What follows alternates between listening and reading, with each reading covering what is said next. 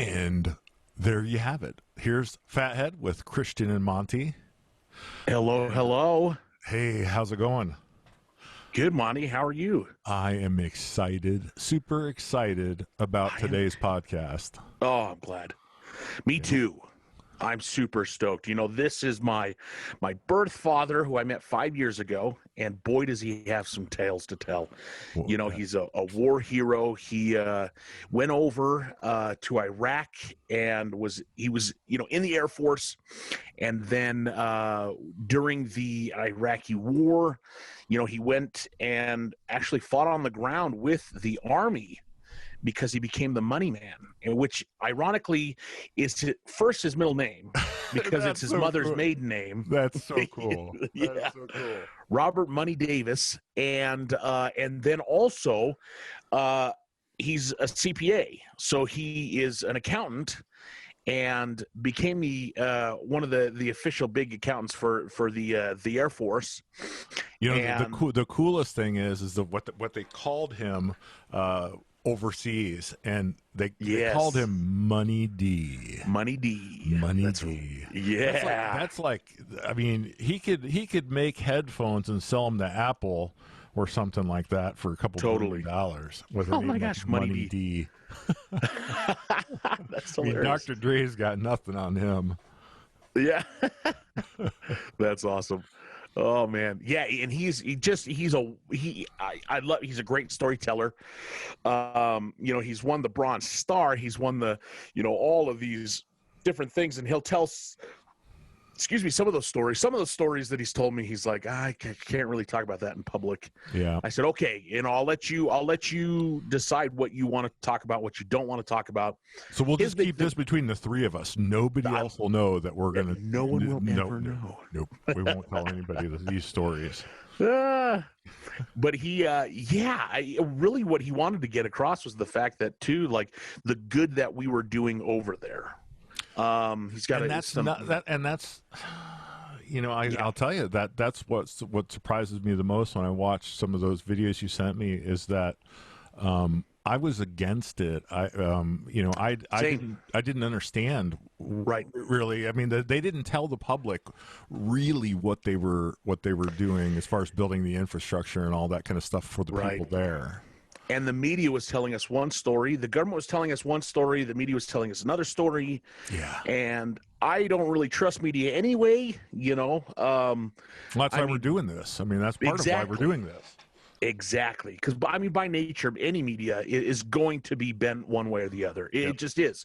It's almost impossible to be bipartisan completely. Now, let me make this clear, though. If you are a potential sponsor and you want us to slant a story a certain way, we still won't do it. But yeah, we still won't. We'll take your money.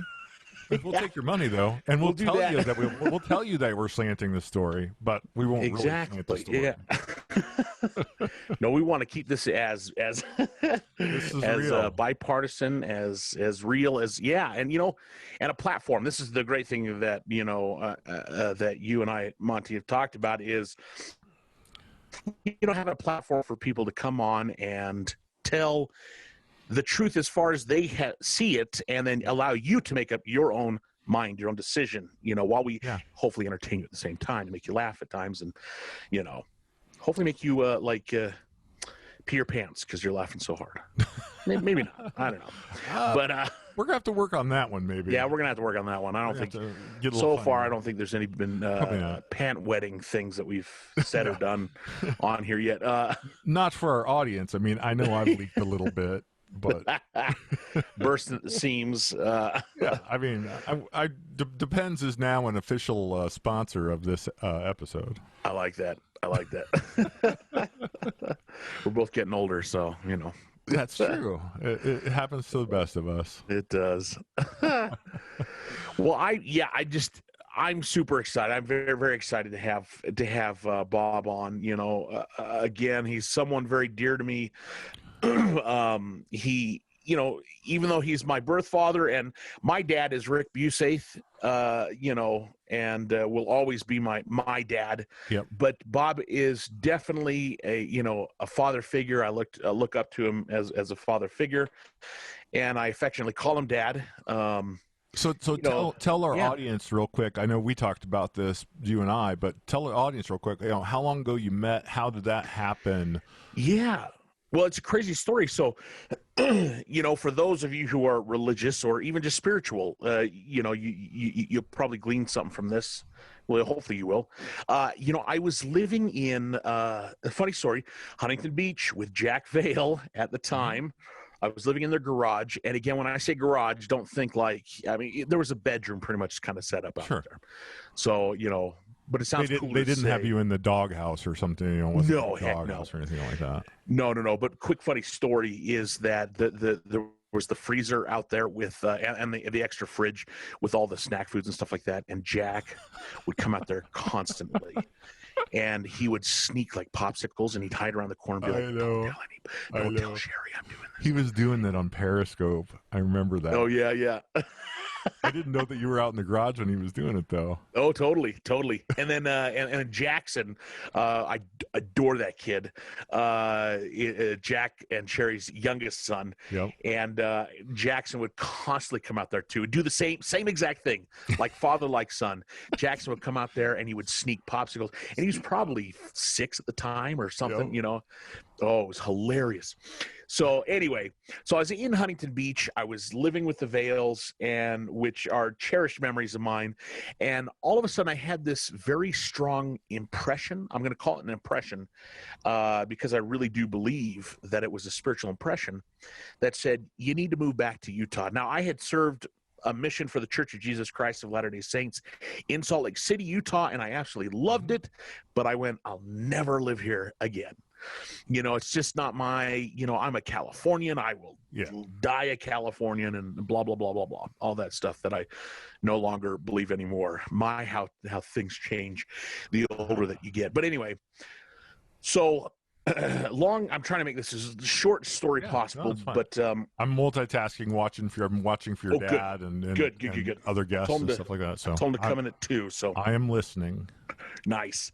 Well, and I think I've told you the story before, Monty, but this is for our audience. Yep. Yeah, this is for the audience. It's for you guys. And so I had finally, it was like that impression kept coming and coming and coming and coming again. So I finally said, okay, you're in charge. So I moved to Utah. And shortly after that, I moved to Utah. I moved in with a buddy of mine, Andre. He comes into the story later here as well. And Andre Taylor, very, very good guy and very talented, very knowledgeable. But so I'm moving with Andre, and then I get asked to go film with Cristiano Ronaldo over in Spain. Now, this is going to come into play as well, because while I was over there, I met a guy named Skylar Brunner.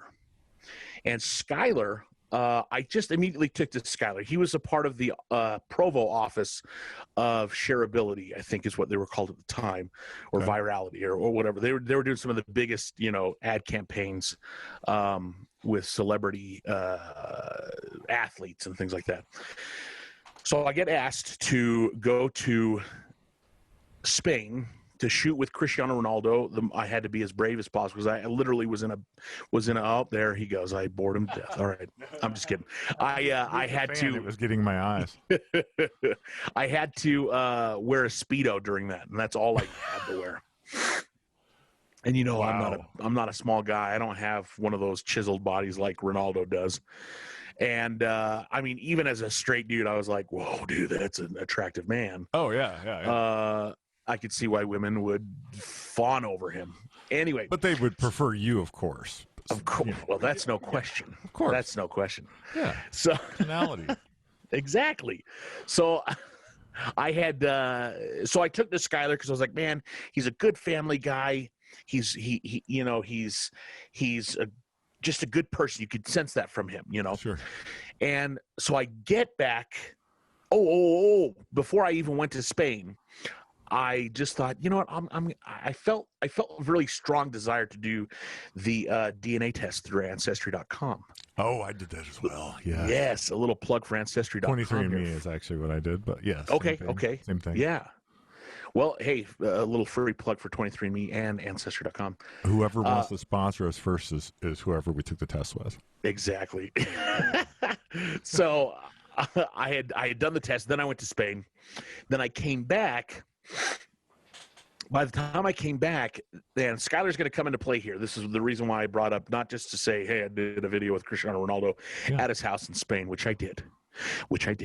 But now, he's a soccer player, football player, right? Football player, yeah, huge. Okay. He was, I think, 2 years ago, he was the highest paid athlete in the world. Okay, which is crazy. And his house, that's a lot. Showed it, yeah. I mean, I went into his attorney before. We only had Cristiano for like an hour and a half, something like that. And so before Cristiano even got to his house, his attorney was showing us around. Showed us one of his garages that had like 8 of his like 15 vehicles, and they were all like custom painted Maseratis. And I'm not really a car person. Give me like a good old. Are you? I mean, give me like a Jeep or something that I can go camping with. That's all I care about. Drooling all the way really? Over cars, yeah. I was like, oh my gosh, that's a lot of money. That's all I remember thinking. Yeah.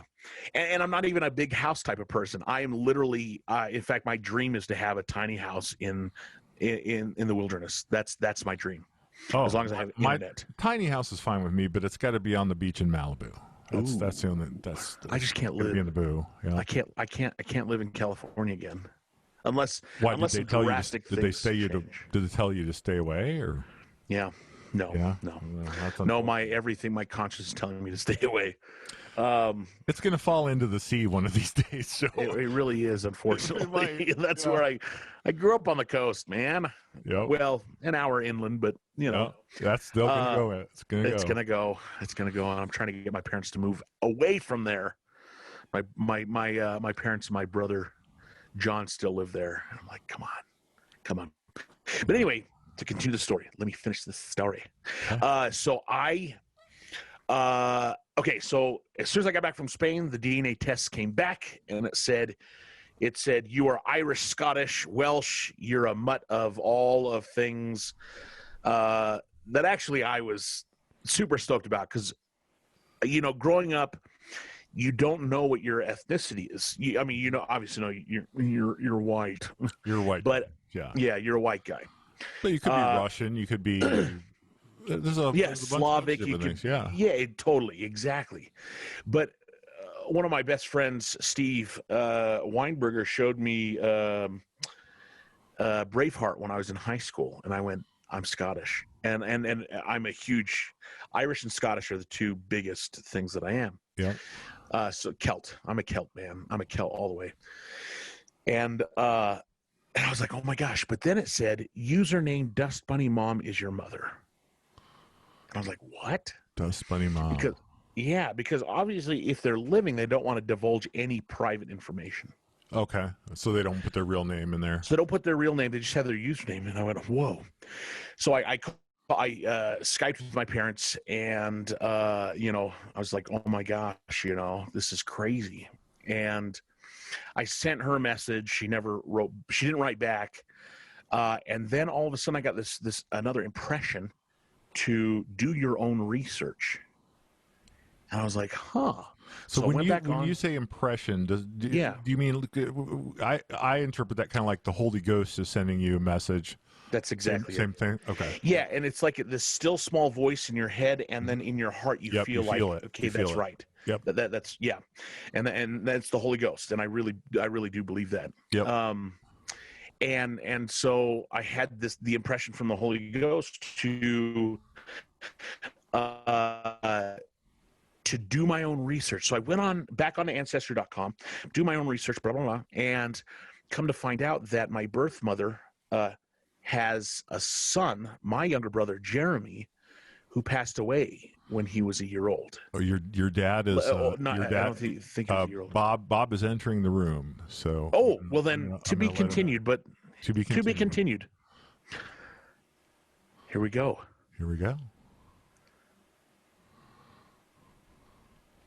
Here he is. There he is. Hi, Dad. Can you hear us? Can you hear me? There we go. Yes. Oh.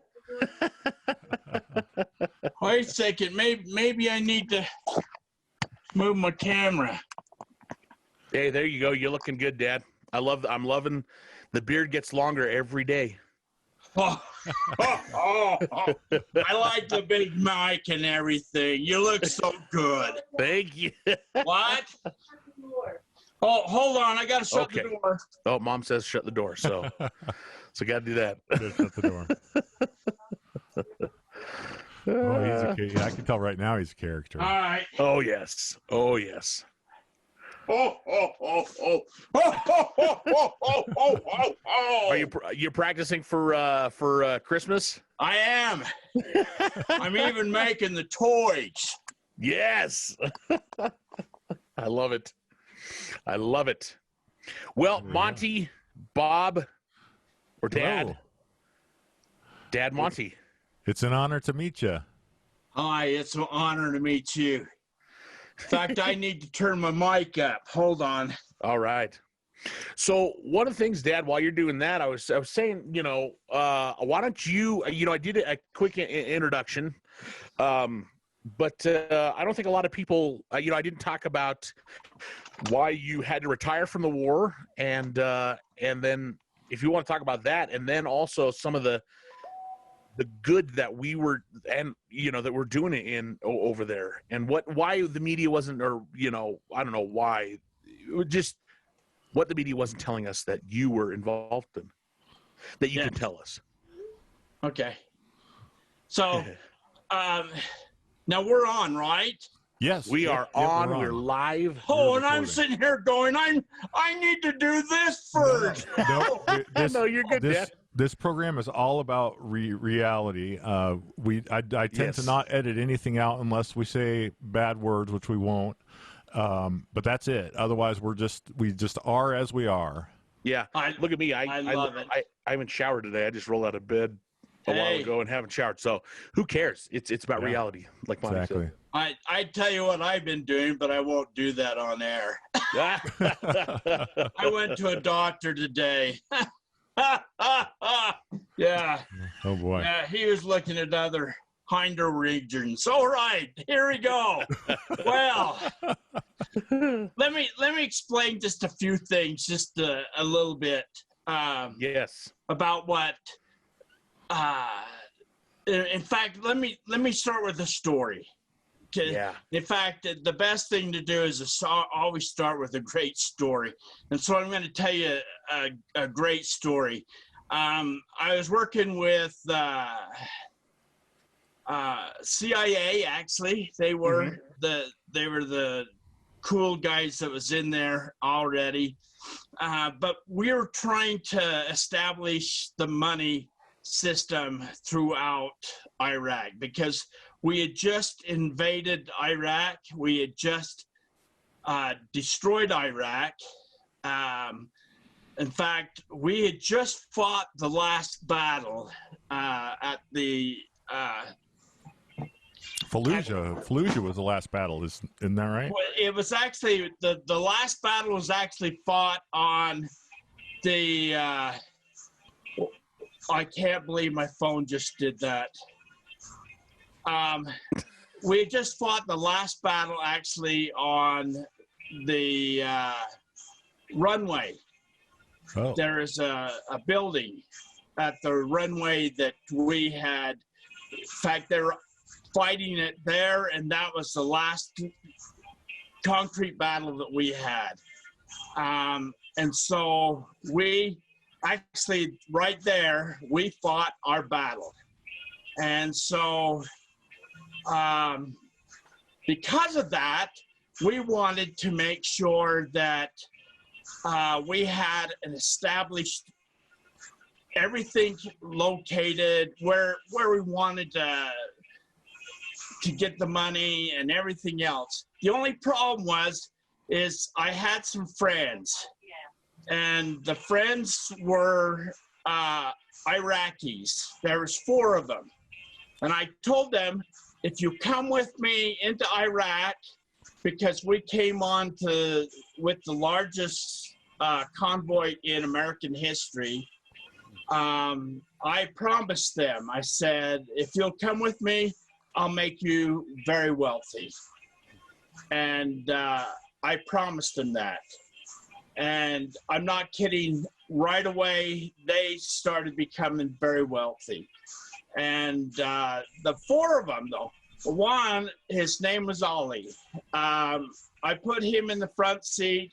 I said, Ollie, you're going to show us where the best place to go to get food for our troops that we're going to come in with. We need food. We need all the other things that was established also, everything that had to deal with it. So, sorry, Dad, did you want to put your phone on silence? Or let me hold on. Is somebody trying to call in or? So, hold on. Okay. I think it's girls just want to have fun. It is, yeah. Girls just want to have fun. Cyndi Lauper. Was that Cyndi Lauper, right? It is, yeah, Cyndi Lauper. That's what I was thinking. He has good taste in music, at least. Oh, yeah. I can't believe that went on. I turned my phone off, and I don't know why that. Oh, weird. So it just popped on and did that. And it just popped on. Cyndi Lauper has those powers. She just had to push. Cyndi Lauper. That's a unique story, by the way. Cyndi. Oh, I won't go that. Okay, but she's who I woke up to every morning in basic training. Well, it's in tech school anyway, but she was there for me. But so Ollie said, hey, you know what? Can I show you where I grew up? And I go, you know what? Might as well. Show us, and I was thinking of my own hometown and let's see this. And the problem was it was in Solder City. Now, remember, we knew nothing of Solder City. Solder City is like the ghetto of New York, where Baghdad was New York and Solder City was the ghetto. It was horrible. And it was was it north of Baghdad, if I remember? Yes. Well, yes. South. Yeah, north. Yeah. I got to think, yeah. So I did my research on this. You're doing great. I'm not kidding. We went into the city and we thought, well, this is kind of gloomy. And he wanted to show us right where he grew up. And so he did. He showed us the place where he grew up, and it was absolutely, I understand why he fled Iraq when he did. So because he fled Iraq, this is the place that he grew up in. Well, of course, there was two things that the Emir Solder himself despised, and one was Saddam himself, and the other was Americans. Mm-hmm. And of course, we went in there, and as soon as we got in one of the places where we were getting into, we got hit by a VBID, which is a vehicular-borne improvised explosive device, which, bottom line, it's a car full of bomb. Oh, boy. And they hit us, didn't go off. We survived it. The only thing is that incapacitated our vehicle, and but they kept shoving us up into cul-de-sac kind of like, And we had one other vehicle with us. They did the same thing with them. Bam. And we were without vehicles. And we knew that the Marines were several streets way over. But at the same time, these guys had us pinned down. And so then the firefight happened. And I can say there were some incredible things that happened, but I knew that they had my troops pinned down and we were fighting for our lives. And so I did something that was kind of unique. I found a place that went up throughout the cul-de-sac. I could get on the roofs as well as they could. And that's where I went and bam, bam, bam. We took out each one. After it was all over with, they took off. I mean, they ran. And we knew that we finally was able to connect to the Marines, and the Marines were on their way as well. Now, I'm an Air Force boy. And I was in Fallujah with the Marines. These guys are bad. Okay, I won't say it on the air. Okay, but they are very good. I love my Marines.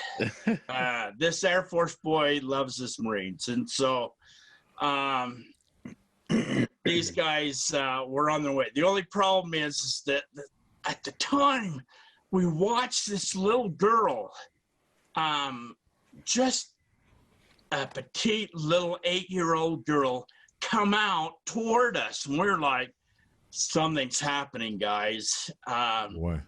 And so we had our guns pinned down on her, and she came out slowly, and she said, I speak English. And she says, my father's willing to fix your vehicles because we like Americans.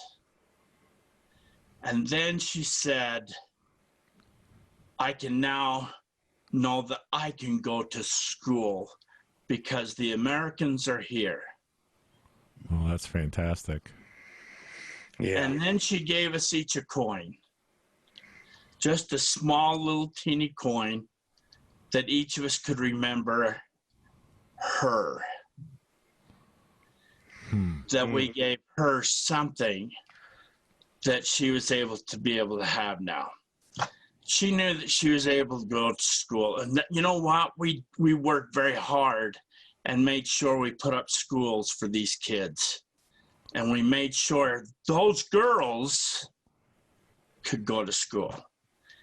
And then I tell all of my young men and women that I talk to all the time, I tell them, I said, you think about it.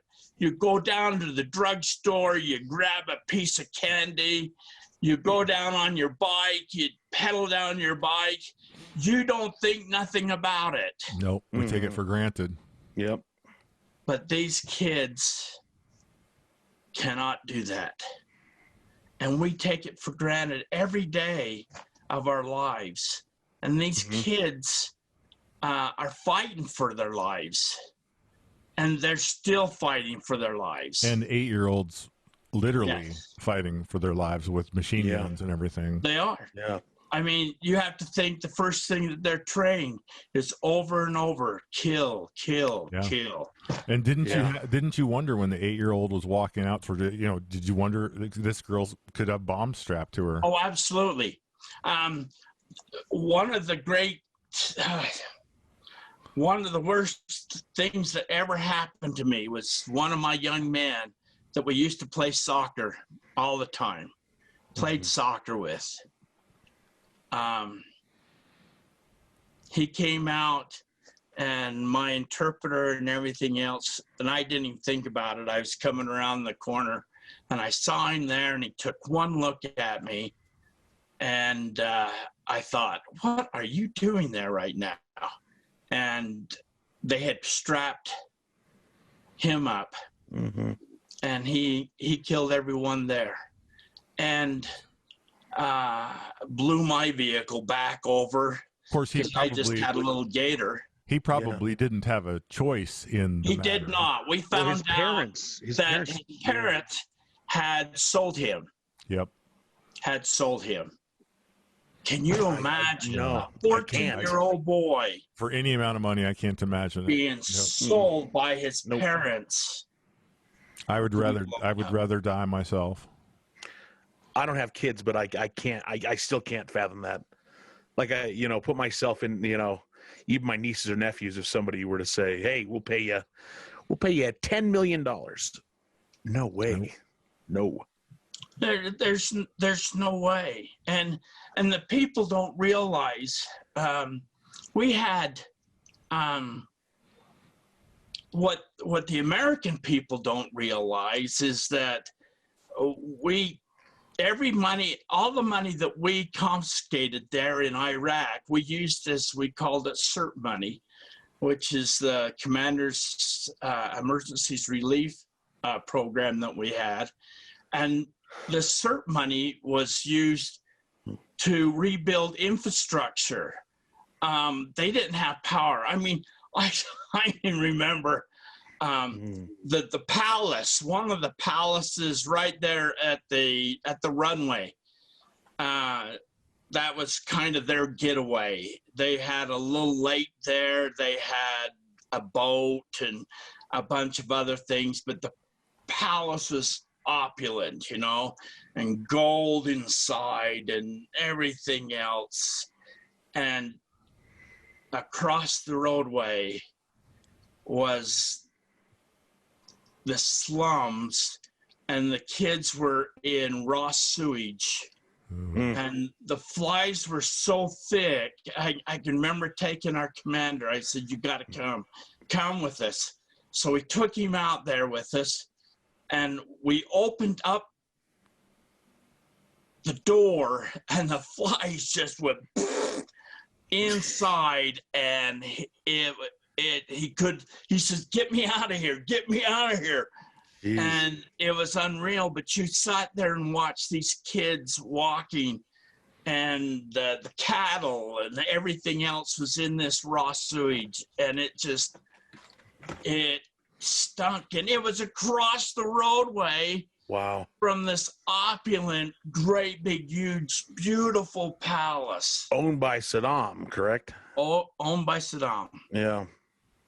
Did the people from the poor people across the street, did they raid the palace once Saddam had been driven out? Oh, absolutely. As soon as they came in and started stripping it raw. Good.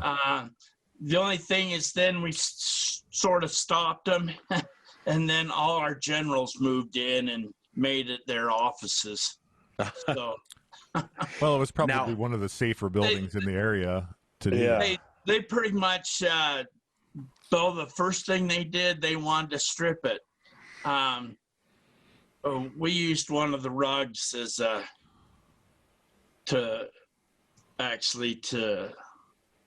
lay our sleeping bags on too. So yeah, it was kind of nice.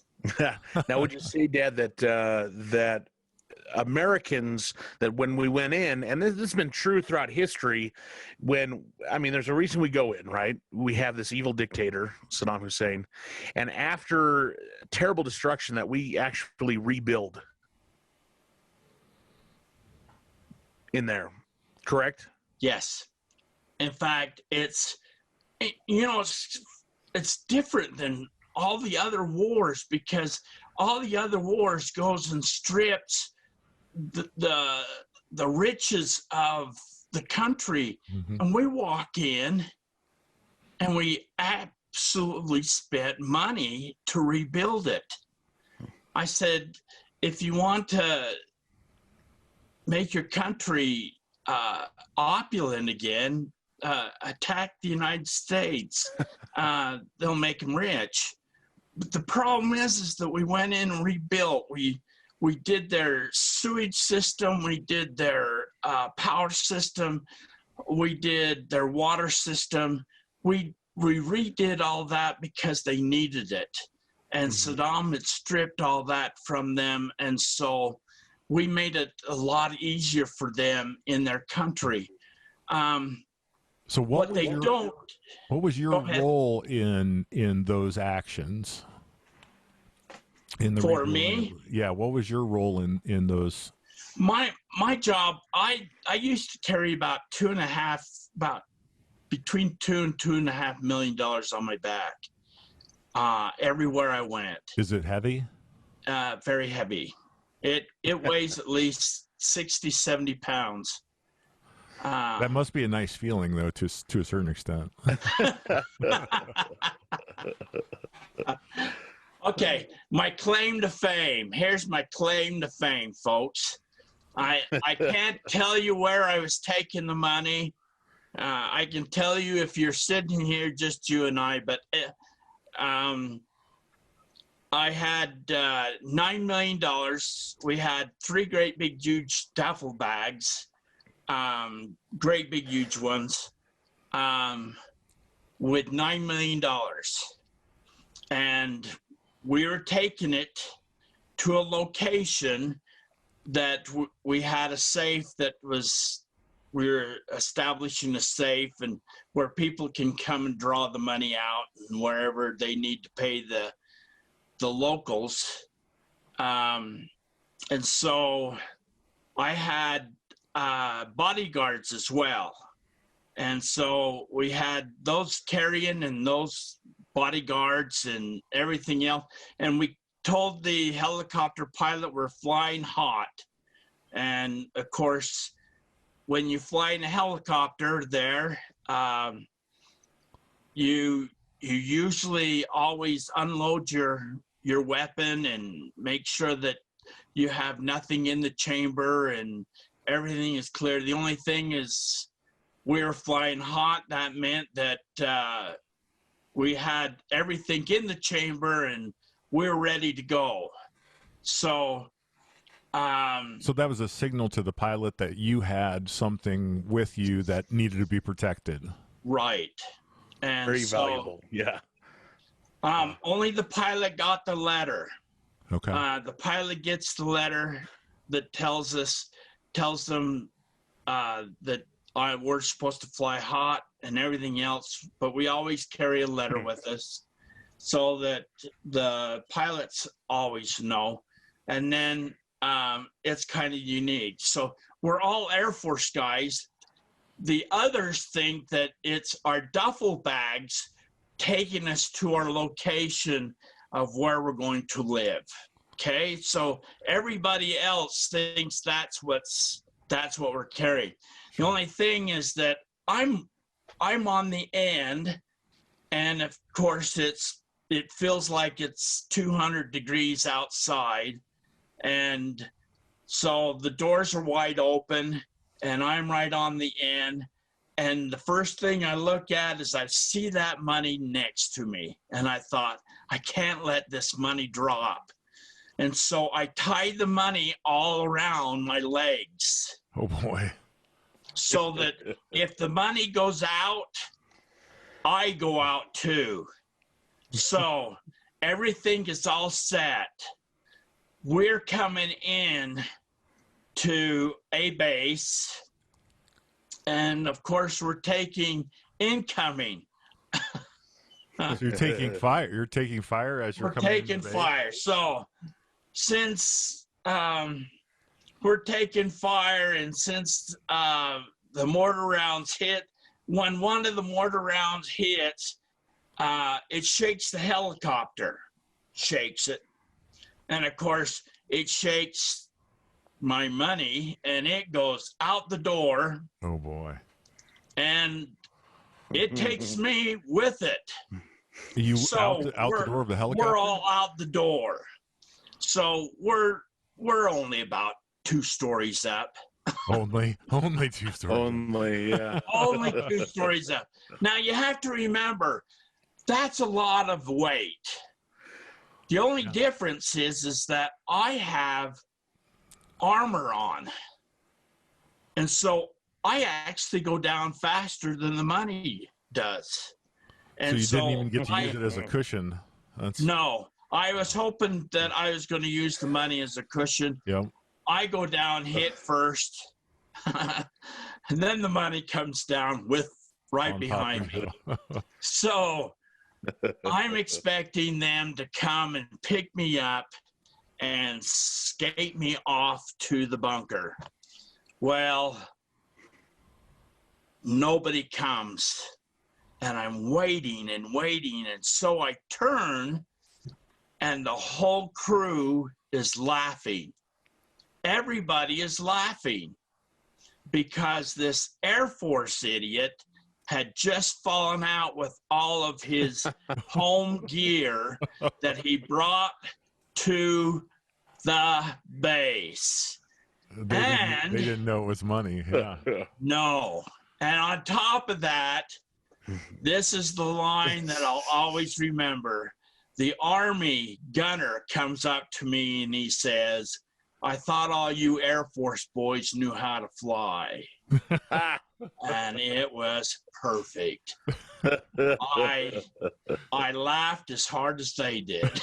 Oh my gosh. It was absolutely awesome. But if only they knew $9 million was sitting there on that tarmac with me. And they never knew. They never find knew. out. They never found out. No. Oh boy. So if anybody's watching this podcast and saw a guy And you were there. fall out of the helicopter, Now you Whoever know. the idiot was that fell out of the helicopter. You just put two and two together now. Wow. You know what was sad? It's not even my bodyguards knew how much was in there. That's probably smart. I mean, they don't want anybody to know. Came along thinking this is going to be a joyride. Well, and that it had to be tempting that money has to be a tempting thing for anybody that knows of its existence when you had it. I mean, people do a lot for $9 million. I mean, almost anything. People would kill another man, even fellow serviceman, for that kind of money. Some of them would. They knew they could walk away from that in a heartbeat. Yep. That's why they only select certain people to carry this money. Well, and this is a testament to your character, Dad. The fact that, you told me that you were the one that found discrepancies, that there was, let's say, people who were using money and they shouldn't be using money that's not theirs, if you know what I mean. Yes. That the reason why you were so trusted was that you had found a lot of those discrepancies and called the attention to that. And you never had any discrepancies with yourself. No, I never lost a penny. Never lost a penny. No. And all the time I was in the war zone, and all the time, never lost a penny. And found lots and lots and lots of money. Were you ever tempted personally? No. It never even crossed your mind. Never crossed my mind.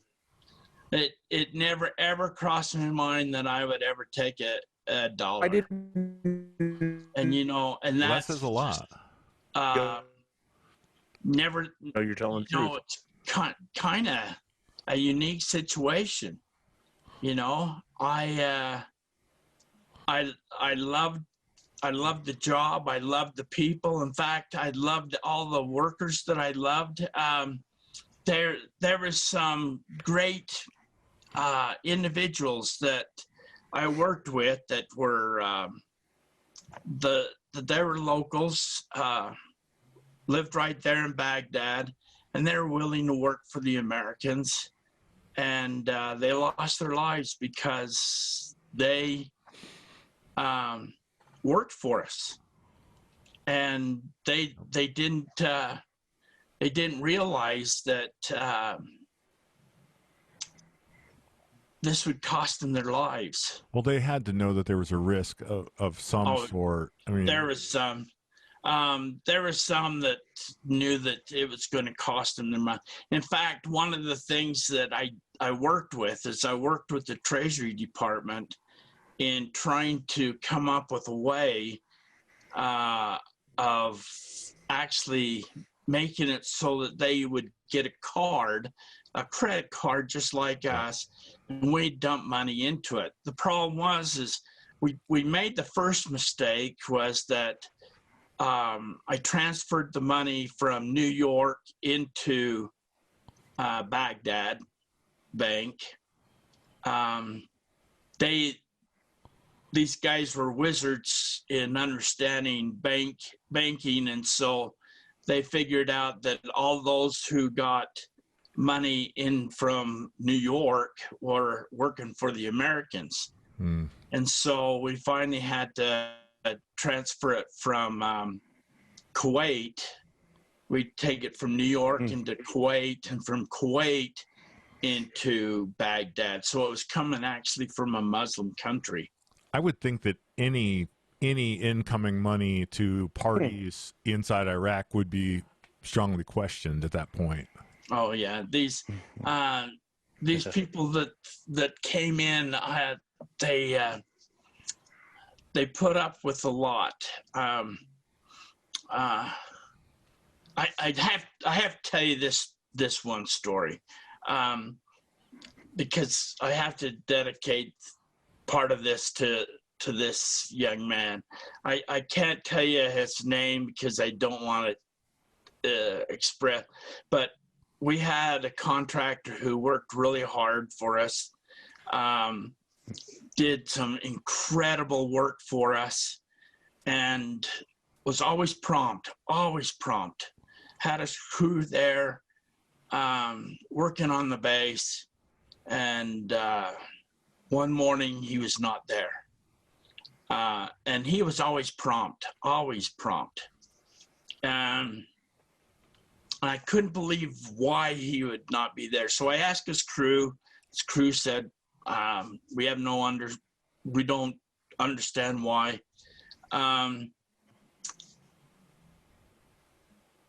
So we went to his place looking for him because I knew something bad. And I just had his whole bundle of money ready to pay him for the job that he had just done.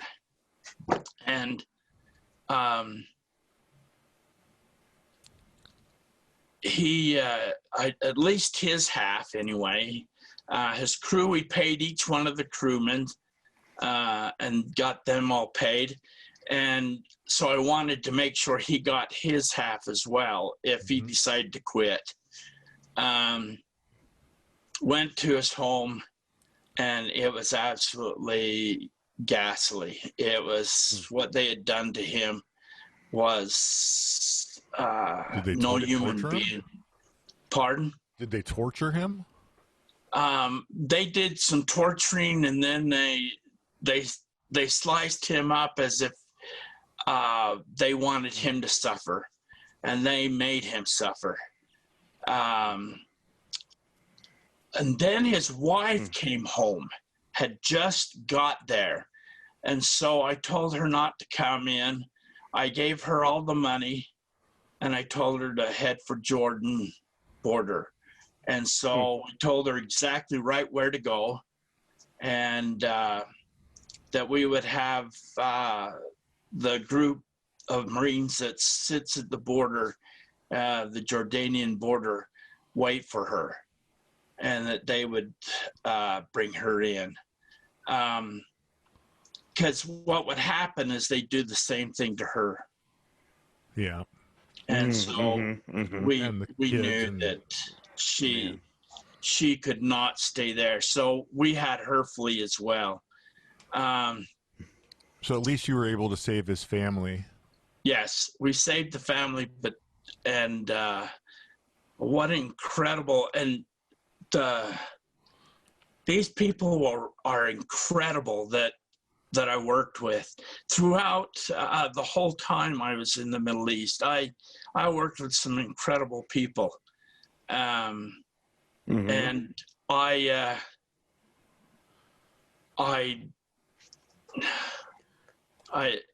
it tears my heart to see people don't realize that we went in there for a reason, and we went in there and talked to the people.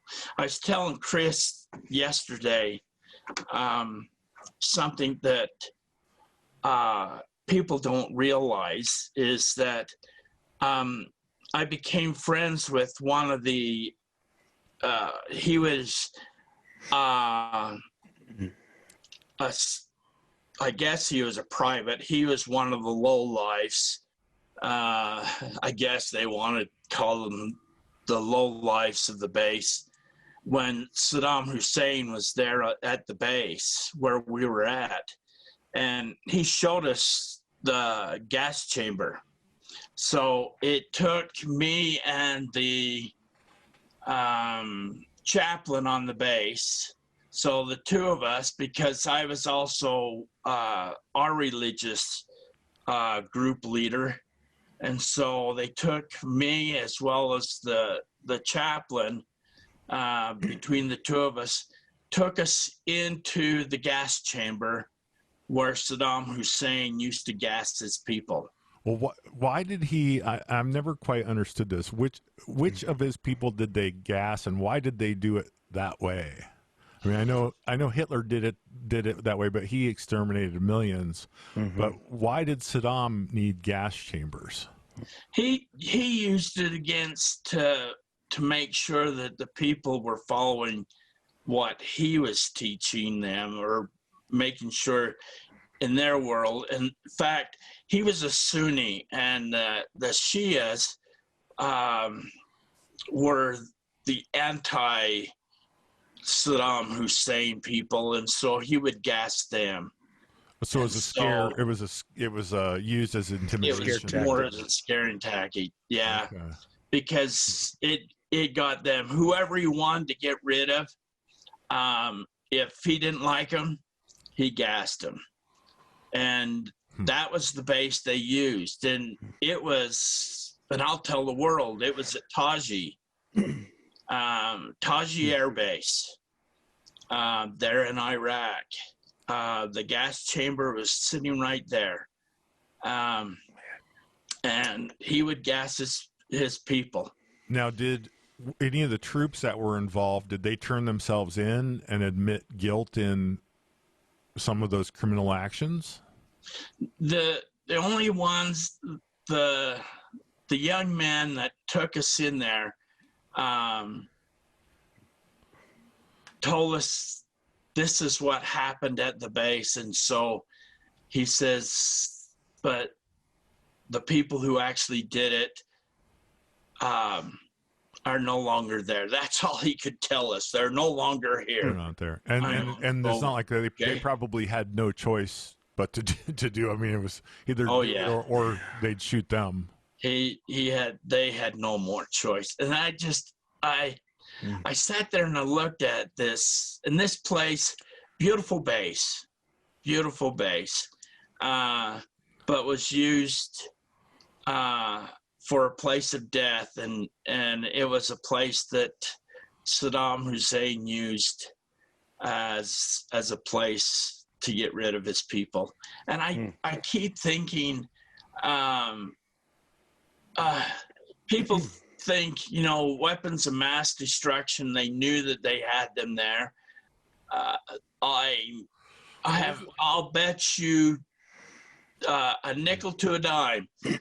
That's exactly what they had. The only thing is, I'm sure that he gave them over to Syria or to somewhere else quickly. Well, see, a friend of mine named Greg Cummings was an Army Ranger in Iraq, and he told me, I don't remember exactly what he told me they found, but in the desert, buried in Iraq, his group found weapons of mass destruction. Now, Greg is somebody I want to have on in the future, so maybe he can clear up what exactly they found. Oh yeah, but he because I always gave him a hard time, because I was like, Bush always said they have weapons of mass destruction, but we never found them. Well, Greg Cummings said, oh yes, we did find them. We just couldn't tell anybody that we found them right then. Yeah, someone told me while we were there, same thing, is that they found him buried. Yep. And I keep thinking, that was something that we need to get rid of, is the weapons of mass destruction. And he was going to use them. Yeah. And he was willing to use them. The problem is we had to remove him. We had to remove him to get him out of there. I think if we hadn't hit him so fast with the the surprise attacks and stuff, I think that it would have been a huge risk of him using them. Sure. I think we got him before he had a chance to actually get him up and going. Now, my question is why wasn't that made public? Why wasn't the fact that we had found weapons of mass destruction, and with so much scrupulation with the president at the time of why the reasons that we went in there, why wasn't that made public? Or was it, and it was squelched by our wonderful media, and I use wonderful in quotations. Well, because we never heard of your school building. We never heard of your infrastructure building. We never heard anything of those things. Yeah. No, and you don't hear about any of this, but yet we sat there and we saw it every day. Every day we went in there, we saw what they did to their people. We saw what they did to their, can you imagine this opulent palaces and everything else, and then to walk across the street and see raw sewage? And then that's what the kids are playing in. And here they were. They had the capabilities of having great power and being able to do this thing. And the sad part about all this is that we walked away from them. We walked away from them. And then all these people, where else was they going to turn? They had to turn to whoever was there in power. And that's the problem is we abandon our people that we were willing to help. And it's similar to what the French did with us in the Revolutionary War. They helped for a little bit, and then all of a sudden, you guys are leaving now. It's the same thing. You got it. Thanks. Yeah. And so I think that's what and I think we would have a great democracy. I keep thinking, we had Germany, we stayed in Germany, we stayed in Japan, we stayed in all these countries, and we built and we strengthened them. And we could have done the same thing with Iraq. We could have stayed right next to them and made them a great democracy. And they would have been a great powerhouse within the Middle East. Oh my gosh, they would have been a powerhouse in the Middle East. We walked away from them. Well, the political pressure was just too much because I think the American public would have probably stood for that if we would have known what was truly happening. I mean, I know I would have. Exactly. I would have backed it, and everything if I had known what you're telling me today. That's probably exactly right. I think we did a disservice to our people by not telling them. And I do worry. I worry about that the propaganda media has come up to the point where this is the only thing that we need to tell the American people. Right. And we failed them. We truly failed them. And I'll bet you everyone, if you line up all the servicemen and women that went in over there, and it didn't matter whether they're a cook or whether they were working 5-star general or a 5-star general or whoever it was. Yeah. Every one of them knows what we're doing. and they knew the purpose of why we were over there. But they couldn't really. I mean, it wasn't their job to. But it wasn't their job to do it. The politicians were the ones that really screwed this up, and didn't communicate with the American people. Didn't trust us with the knowledge that they had. Mm-hmm. Isn't that about the most frustrating thing that you can think of? I'm angry right now. Everything that's going on. Yeah. And we could have, and yet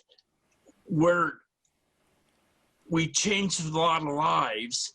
And now when ISIS walked in there, they cleaned house.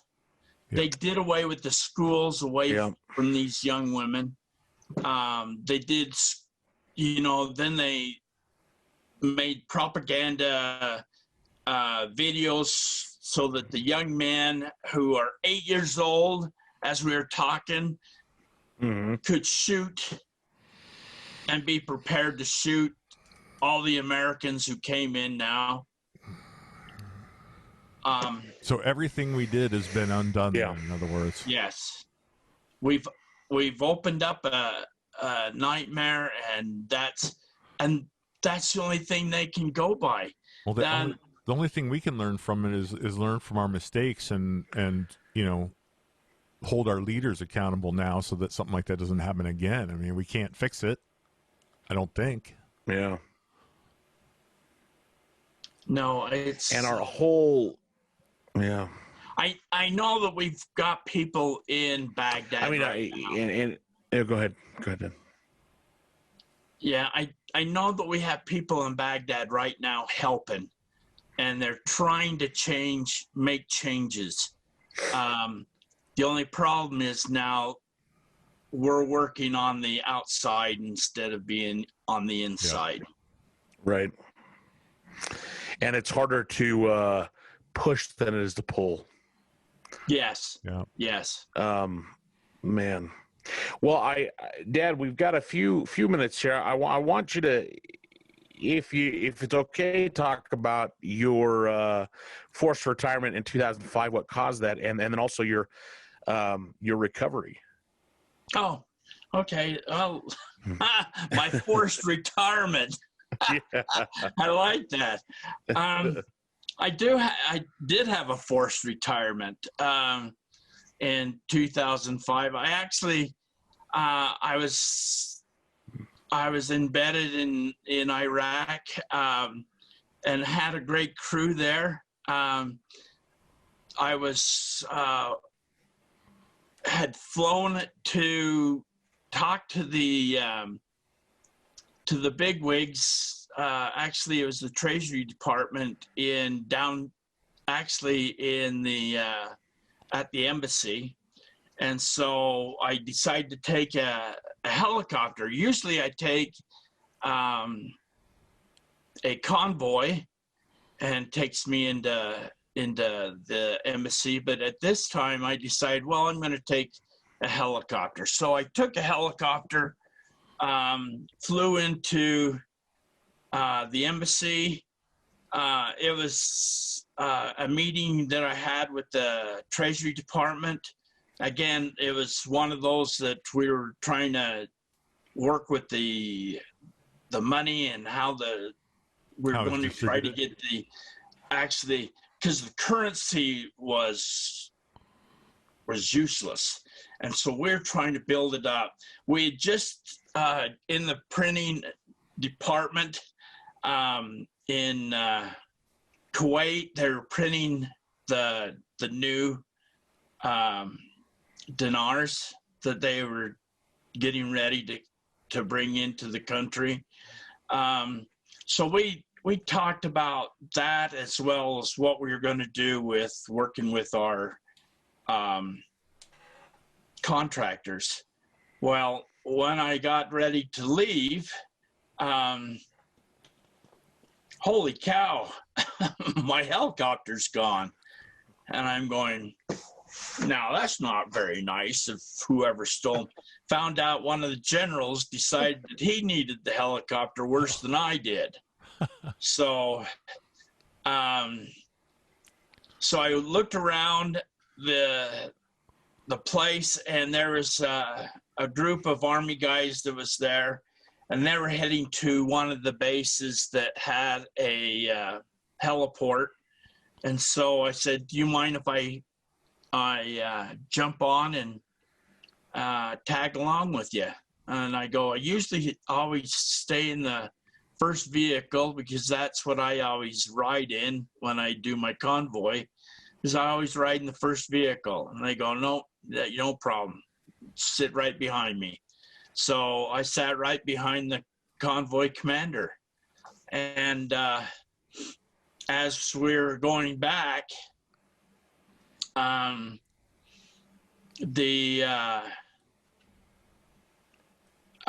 as we're about 20 miles south of Baghdad, and it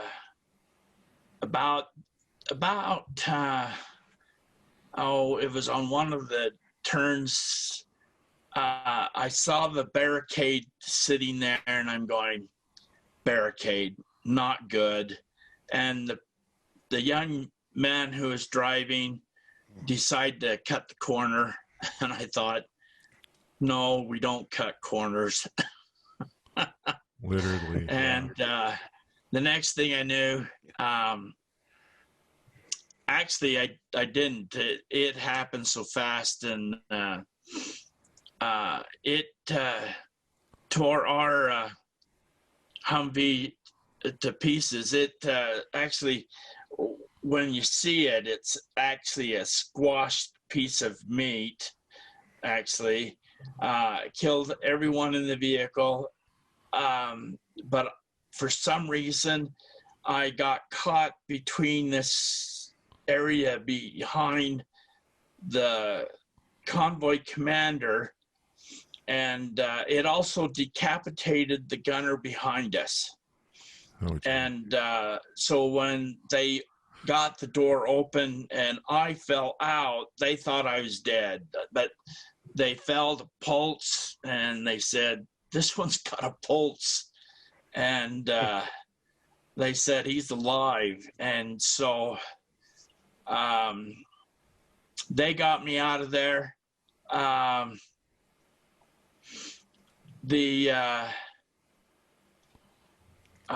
had apparently I had crushed my spinal column completely, but had no idea. And I started walking around and going, "I'm fine, guys. Don't worry about me." Yeah, the adrenaline. And they're like, "You got to be serious." Yeah. So I still went to work. I went back to work and kept working. And then I started losing use in my limbs, and couldn't use my. How soon did that happen? It was probably about 4 months. I had been there. You walked around for 4 months. 4 months. I sat there and I said, "You know what? My right leg doesn't feel good." So I went in, had it checked, had it x-rayed, can't figure it out. So I'm limping around like an idiot. And I said, "This is not working out." And the commander says, you need to leave. And I go, "No, I'm fine. Everything's fine over here." And finally, let's see, 1, 2, 3, 4, 5, about 5 months. 5 months, he finally convinced it was time to go home. So by the time I got home, I couldn't use my arms. I started losing use of my hands. And so they did surgeries on my hands, thinking that's what it is. It's carpal tunnel. Well, you got that. We're going to do carpal tunnel. So that's probably what it is. That didn't do it. So I says, I can't feel my hands, guys. I don't know what it is. And I can't feel my feet. I don't know why I can't feel my feet. And they hadn't done an x-ray at that point, Dad? And then it was they did an x-ray. No, nothing. My x-ray showed you're okay. In fact, that's what they did. They did the x-ray in the war zone, and it looked fine. And I was just fine. And so this young lieutenant in physical therapy, she goes, you need an MRI. Yep. And I go, really? She says, yeah, I have an idea. So they did the MRI, and sure enough, they saw that I'd crushed my spinal column. And she says, that's what the problem is. She says, it's funny that you can even walk. And so the surgeon, when they went in, he says, you know, you're a nice blade from being a full quadriplegic. He said, but he knew that I was going to be I'm an incomplete quadriplegic. I can't feel my hands and I can't feel my feet. Still to this day? Right to this day, I can't. In fact, they told me I'd never walk again. Yeah. I slowly lost the ability to walk, lost the ability to function. I couldn't talk. I couldn't eat.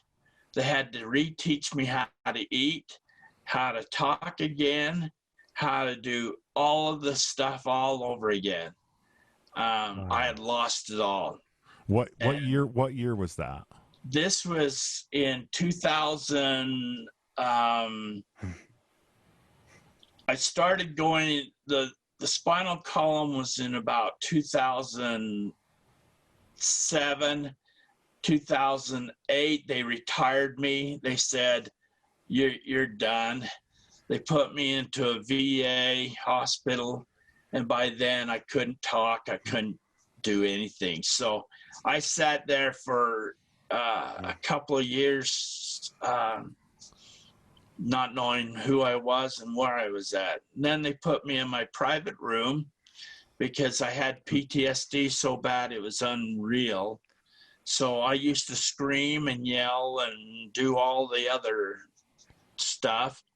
And they keep me in my own little room and let me fight it out with my demons.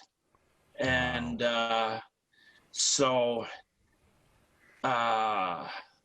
then they got me a chair that I could work. At first I was in a wheelchair. They pushed me around everywhere. Then they finally taught me how to work a mechanical wheelchair. And that's what I was in for 12 years. 12 years I was in a mechanical wheelchair. And then finally, my wife and I worked really tough and hard. And I blame my wife because she's stubborn. She's an old stubborn woman. But she, and then I became also, I went into scuba diving. And because I used to do laps back and forth trying to do the scuba diving, it gave me strength. And I finally also,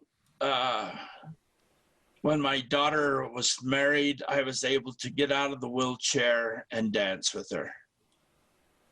And so we got to dance, and that was the first time I'd ever been able to get up and walk and do my thing. And so I said, from that time on, I'm going to walk.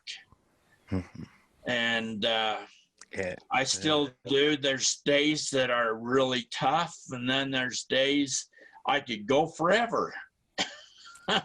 I think we all kind of have that, but not for the same reason. It's incredible, but that was my forced retirement. Yes. Okay.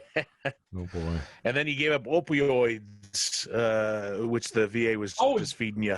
Oh yeah, and then the opiates. Spoonfuls, Oh yeah, spoonfuls. all those years of opiates, and finally, one day, my kidneys stop, and they We were back scuba up into my diving. system. I was scuba diving, and they.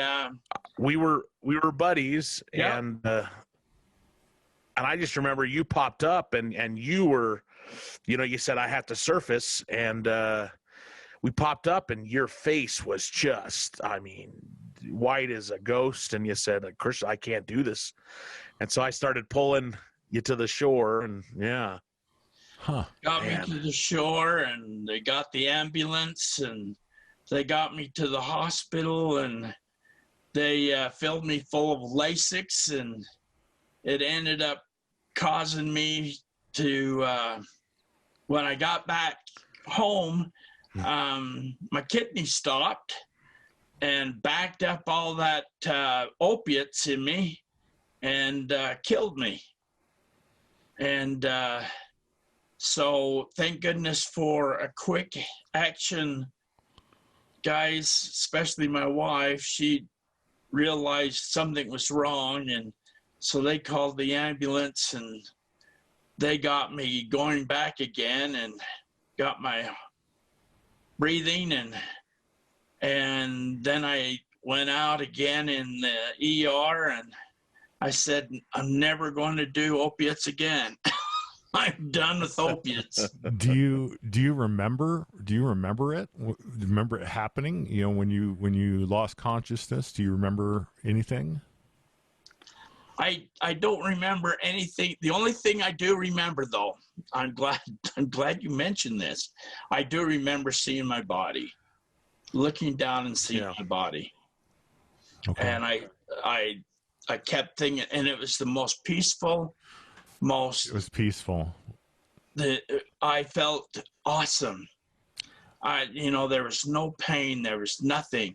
And I could sit there and look at my body, I was happy. Did you laugh? Did you feel like like this whole thing was a big joke? And was it kind of like that revelation? Yeah, it was like I had exactly the same thing when I coded on the dentist table. Is that right? They cut my oxygen, and I died for a little bit until they revived me, and I had that exact same feeling.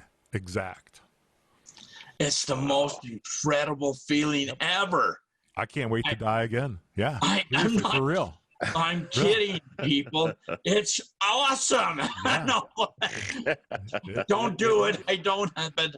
I'm not until kidding. your time. The feeling, though, is the most incredible feeling ever. But now you don't fear it anymore. That's for sure. No. I do not fear death at all. Yep, and so I haven't had the experience, but I don't fear it either. No. I'm serious. Of all the experiences I've heard of, I know we live on, and I'm to live pain free. Oh man, yeah, it was would be amazing. Like I was looking back at myself, thinking, this is the best thing that's ever happened to me. Really, I mean that's kind of what the thought was in my head at that time. Yeah. Isn't that incredible? And then I felt somebody pounding on my chest. I could feel somebody hitting me. And then I woke up flailing my arms, almost knocking them all out. That's what and that was.